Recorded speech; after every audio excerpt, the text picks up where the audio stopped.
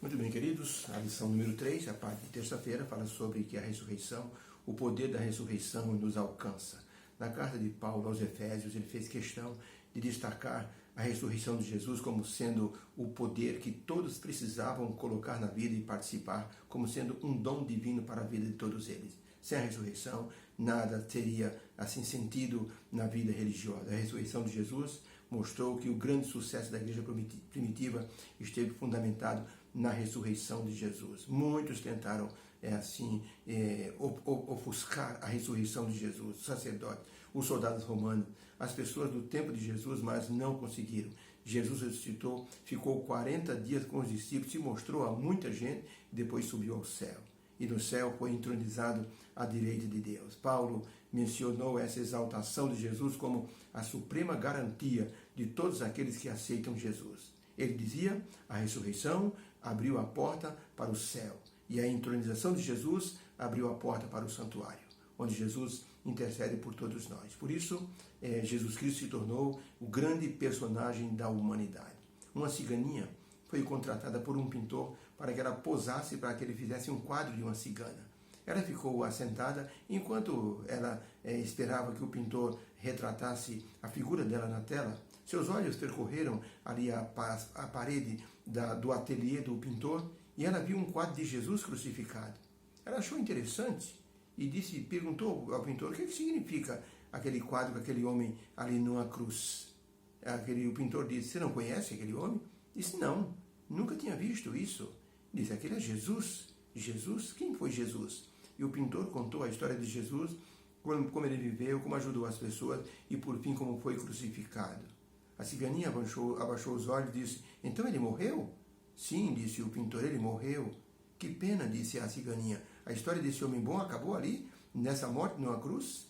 O pintor disse, não, a história dele continua. Ele voltou a viver. Isso se chama ressurreição. Ele ressuscitou. E agora ele está no céu, ajudando todas as pessoas a chegarem no céu. Aquela menininha olhou para aquele pintor e disse, o senhor deve amá-lo muito, né? Porque o senhor contou essa história com tanta animação, que eu vejo que o senhor ama muito esse Jesus que morreu pelo senhor e um dia vem buscar o senhor. O pintor estava afastado de Jesus há algum tempo. E essa pergunta da ciganinha fez com que ele refletisse na grande verdade de estar perto de Jesus. E ali, aquele pintor completou a história de Jesus e disse, sabe uma coisa? Eu e você devemos nos aproximar de Jesus ressurreto. E os dois, então, a menininha aceitou Jesus e o pintor voltou aos braços do Senhor Jesus Cristo. Realmente, a ressurreição tem um poder muito grande de unir o ser humano ao Senhor Jesus Cristo. Por isso o apóstolo Paulo, em algumas passagens bíblicas, falou do poder da ressurreição. E a pergunta número 3 é assim, diga ou leia as passagens que estão na lição desse dia, de terça-feira, e diga como o poder divino foi evidenciado na ressurreição de Jesus. Paulo escreveu, por exemplo, em Efésios 1, verso 20, que Deus manifestou em Cristo Jesus o seu poder, ressuscitando-o dentre os mortos e pondo-o à sua direita no céu. Isso é Efésios 1, verso 20. 1 Coríntios 15, verso 20 a 23, Paulo escreveu, mas de fato, Cristo ressuscitou dentre os mortos, pela excelência dos que dormem. Porque assim como a morte entrou por um homem no mundo, também a ressurreição dos mortos veio por um homem, Jesus Cristo. Porque assim como todos morrem em Adão, assim também todos serão vivificados em Cristo pela ressurreição. Filipenses 3, de 8 a 11, Paulo escreveu, e na verdade tenho também por perda todas as coisas, pela excelência do conhecimento de Cristo Jesus. Eu conheci Jesus, e isso vale tudo. Cristo, meu Senhor, do qual eu sofri a perda de todas essas coisas, e eu considero tudo como escória, para que eu possa ganhar a Cristo. E eu seja achado nele, não tendo a minha justiça que vem da lei, mas a justiça que vem da fé em Cristo Jesus, a saber, a justiça que Deus me deu pela fé, para que eu possa conhecê-lo e possa conhecer a virtude de sua ressurreição e a comunicação de suas aflições, sendo feito conforme a sua morte, para ver se de alguma maneira eu possa alcançar a ressurreição. Hebreus 13, 20 a 21, Paulo escreveu, ora, o Deus da paz, que pelo sangue da aliança eterna tornou a trazer dos mortos o nosso Senhor Jesus Cristo, que ele aperfeiçoe toda a vossa boa obra, para fazerdes a sua vontade, superando-os em todos, em tudo, para que vocês possam ser agradável diante de Cristo Jesus, através da ressurreição. 1 Pedro 1, verso 3, bendito seja o Deus de nosso Senhor Jesus, Pai de nosso Senhor Jesus Cristo, que segundo a sua grande misericórdia, nos gerou de novo para uma viva esperança pela ressurreição do Senhor Jesus Cristo dentre os mortos. Então esses textos mostram que a ressurreição tem um valor muito grande, teve e tem e terá um valor muito grande na história da humanidade. Nenhum ser humano perdeu a esperança ou perde a esperança através da ressurreição. Então, para a pergunta, o que esses textos nos falam sobre o poder divino da ressurreição? Pelo poder de Deus, Jesus venceu a morte e foi recebido e entronizado no céu. Esse poder nos alcança e nos regenera agora e nos transformará no futuro, na segunda vinda de Jesus, para que recebamos a vida eterna. Tudo pelo poder da ressurreição. A ressurreição do Senhor Jesus anunciou ou alavancou toda a estrutura do cristianismo. Por isso, o apóstolo Paulo escreveu aos Coríntios: e se Cristo não ressuscitou, a vossa fé para nada serve, e continuais nos vossos pecados. 1 Coríntios 15, verso 17.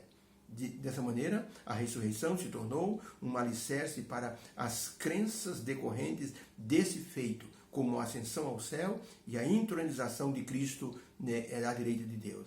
A promessa de sua segunda vinda e o recebimento do Espírito Santo e, por fim, a vida eterna. Então, a ressurreição se tornou a base do cristianismo. Algum tempo atrás, dois homens influentes e importantes, um deles, Gilbert West e Lord Lyttelton, eles resolveram fazer um estudo sobre a ressurreição e disseram o seguinte: Cristo não ressuscitou. Isso tudo foi uma invenção dos discípulos. Então, nós dois, homens influentes e homens assim que temos assim todo o conhecimento temático e histórico, vamos estudar a ressurreição de Jesus e vamos provar que isso foi uma fraude.